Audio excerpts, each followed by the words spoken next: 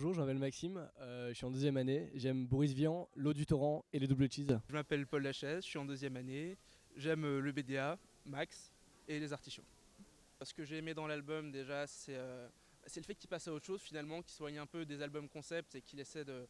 Enfin qu'il ait fait un album purement instrumental pour le coup, qui s'efface vachement au profit de la musique. Comme à chacun de ses albums, il se réinvente un personnage et il réinvente un univers autour.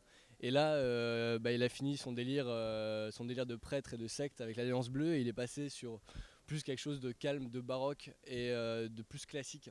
On peut peut-être reprocher un petit manque d'originalité. Il y en a qui reprochaient au premier single de l'album, L'amour naissant, de beaucoup ressembler à la ritournelle. Ce qui m'a manqué, c'est Tellier qui chante en fait. Il faut savoir qu'il chante que sur une chanson sur tout l'album. Ce qu'on lui reprochait, c'est aussi que ça fait un peu la BO d'un film et qu'il manque peut-être le film pour aller avec l'album. Bonjour, je m'appelle Marion Germa, je suis en deuxième année et j'aime bien Louis Garrel, le gazpacho et les plantes vertes dans les salles de bain. Alors bonjour, je m'appelle Louis Andrieux, je suis en première année à Sciences Po Paris et j'aime les livres de Michel Houellebecq, le cinéma d'Arnaud Desplechin et les pantalons beiges. Alors, la vie domestique, ça parle de la vie d'une femme qui peut paraître très banale, en banlieue parisienne, dans un pavillon résidentiel. Elle s'ennuie énormément, elle était prof, elle ne l'est plus, elle s'occupe de ses enfants, de son mari, et en fait ce qui est très troublant dans ce film, c'est qu'on se rend compte que tous les actes de cette femme qui peuvent paraître extrêmement habituels dans la vie d'une femme au foyer, sont en fait très lourds. En fait, pendant 24 heures, on va suivre la vie de cette femme qui est au chômage, qui cherche du boulot, mais en même temps elle vit dans une banlieue pavillonnaire, donc elle côtoie que des bourgeois et des gens de la classe moyenne, de la classe supérieure. On n'est pas du tout dans le cliché, on aurait très pu vite tomber dans le film féministe très caricatural, avec la femme battue, l'homme très peu présent, etc. Et là, on reste sur quelque chose d'assez nuancé, d'assez subtil. Même si c'est pas très novateur d'un point de vue de mise en scène, c'est intéressant d'un point de vue scénaristique et surtout, ça donne un point de vue très original sur qu'est-ce que c'est la vie pavillonnaire. Pendant tout le film, on attend qu'il se passe quelque chose.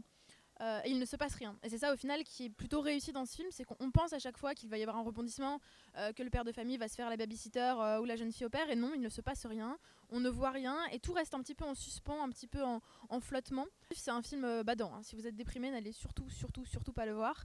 Ce qui est un peu dommage, c'est qu'il est sorti à peu près au même moment que La vie d'Adèle, et c'est vrai que La vie d'Adèle est un petit peu plus trépidante, on va dire, au niveau de l'action.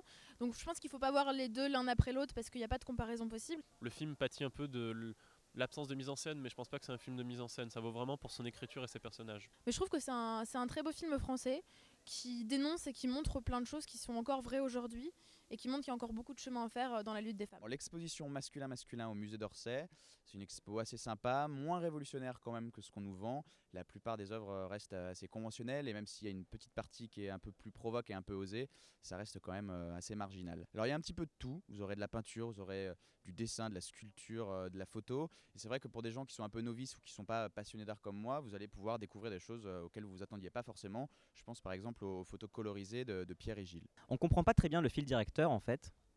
On comprend pas très bien où l'exposition veut aller parce que très simplement, moi je pense qu'il n'y a pas de thème. Le sujet, c'est juste rassembler des figures de nus masculins dans un même lieu, mais il n'y a pas de vraie démarche muséale derrière. Par contre, le parti pris d'organisation est vraiment pas clair, c'est un petit peu brouillon, c'est un petit peu fouillis. Il y a eu une volonté de casser le côté chronologique. Donc il y a eu un parti pris d'organiser ça de façon thématique. Et en fait, vous allez retrouver, au fur et à mesure que vous avancez, des œuvres d'artistes que vous aurez déjà vus, des thèmes que vous avez déjà vus. Et du coup, au final, on est un petit peu perdu.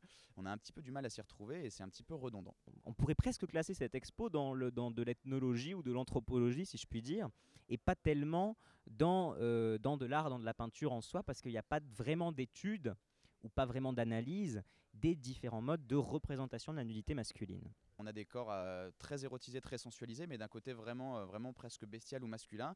Alors on voit très bien où le musée veut en venir par rapport à l'excitation de l'homme pour l'homme, mais c'est vrai que la question peut se poser, est-ce que cette exposition est faite pour les femmes ou pas du tout? C'est pas forcément le cas, c'est pas forcément évident. Et ça pose évidemment une question sur est-ce que les femmes ont le droit dans notre société à avoir un vrai désir envers des figures d'hommes nus. Alors un conseil si vous allez voir l'expo, évitez le samedi après-midi, évitez les heures de pointe.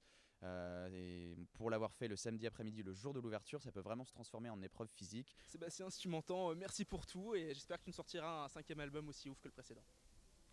Et oui, il a un très beau clip qu'il faut absolument que vous regardiez, Pas vu, d'ailleurs. avec Anna Mougladis, qui est la plus belle femme du cinéma français.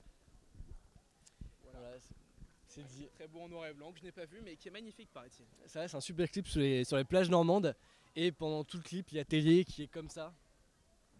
Et il y a une femme qui court sur la plage et l'homme qui court aussi. On peut faire ça si vous voulez.